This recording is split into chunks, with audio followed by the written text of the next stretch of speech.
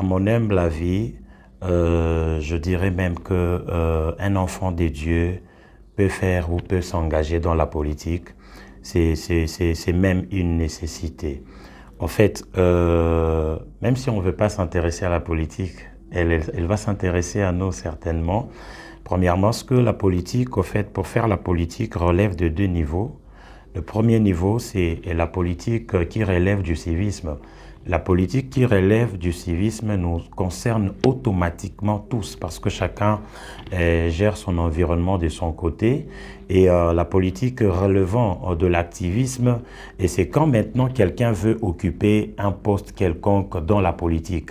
Et je pense que c'est les contextes dans lesquels nous sommes avec cette question.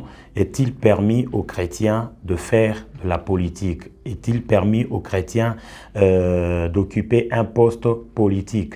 Tout à fait, c'est tout à fait permis. Il est vrai que la Bible ne le dit pas directement, mais la Bible n'est pas non plus une liste des interdits et une liste de permissions. En fait, permettez-moi, si ça peut passer. Alors, la Bible émet certains principes qui permettent à la personne de bien vivre sur la terre sans compromettre son éternité.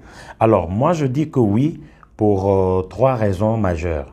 La première raison, c'est pour élever Dieu au-dessus de toute une nation. La Bible dit qu'heureuse la nation dont l'Éternel est Dieu et le peuple est choisi comme héritage. Donc je pense que les gens qui sont censés élever Dieu au-dessus de toute une nation, ce sont les chrétiens. Alors si les chrétiens se séparent ou évitent d'entrer là où on prend les décisions, c'est-à-dire il y aura du mal à élever Dieu au-dessus de toute une nation et les autres qui s'intéressent à ça vont imposer leur Dieu.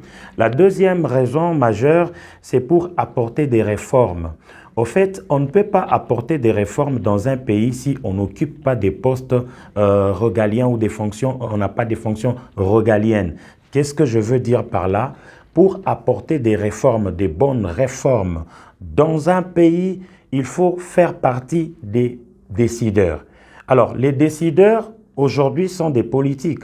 Alors, si les chrétiens ne veulent pas faire la politique, les chrétiens vont aussi accepter de subir la loi de ceux qui ne sont pas chrétiens, parce qu'il y aura des lois qui seront votées, qui iront en défaveur de chrétiens ou de l'Église, et vous voyez ce que ça peut représenter. Or, si les chrétiens veulent qu'il y ait des réformes, alors dans ces cas-là, les chrétiens doivent prendre part, doivent siéger parmi les décideurs. Dans la Bible, nous voyons quelqu'un comme Joseph, à qui Pharaon avait donné toute la responsabilité de gérer une province. Vous voyez les réformes qu'il devait apporter.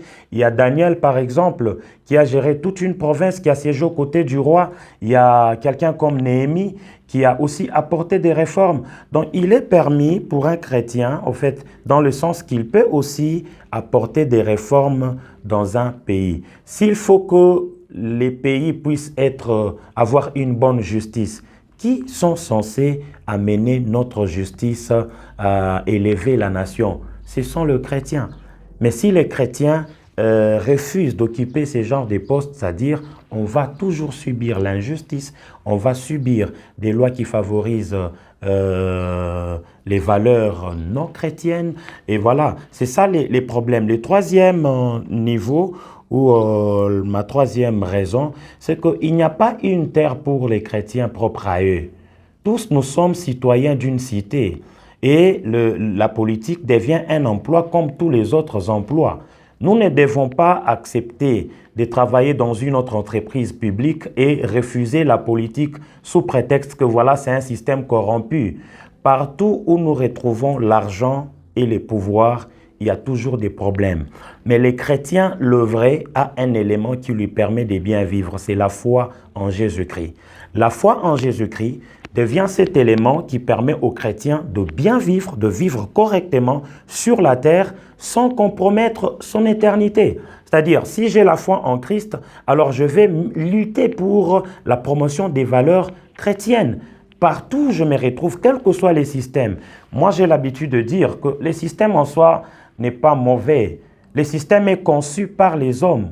Ce sont les hommes qui composent les systèmes qui sont mauvais, qui apportent leurs valeurs, qui font la promotion de leurs valeurs. Si nous voyons aujourd'hui, il y a la promotion de l'homosexualité. Ce sont des hommes qui viennent avec ces valeurs-là, ils imposent à cette société que l'Éternel nous a donnée. Sinon, tous nous sommes citoyens de cette société. Si nous sommes Congolais et chrétiens et les autres, tous nous sommes Congolais. Et donc, nous avons intérêt à prendre part à la gestion de la res publica. Si nous prenons part à cette gestion, ainsi nous serons capables d'apporter des réformes. Alors, ainsi nous pouvons élever la justice de Dieu au sein de toute une nation. Donc, pour moi, en ce qui me concerne, je suis très d'accord que le chrétien s'engage aussi dans la politique, mais tout en marchant, en se construisant un système de principes qu'il doit observer, qui ne peut pas compromettre sa foi en Jésus-Christ. Alors, la Bible est en train de dire qu'on ne peut pas allumer une lampe pour la placer en dessous du boisseau. On place la lampe sur les chandeliers afin que tous qui sont dans la maison soient éclairés. La Bible dit que nous sommes les sels du monde. Si nous, chrétiens, nous nous laissons influencer par le monde, alors là, il faut se poser beaucoup de questions. Je lance un appel à tous les chrétiens, que nous sommes les citoyens, premièrement, du ciel. Nous sommes sur la terre comme des ambassadeurs afin non seulement d'influencer la société, mais aussi établir les royaumes des dieux sur la terre. Donc, nous avons reçu la mission de continuer à établir les royaumes des dieux dans tous les systèmes où nous nous retrouvons. Je nous appelle, nous qui sommes chrétiens, partout où nous sommes, que rien ni personne ne nous détourne de la foi en Jésus-Christ.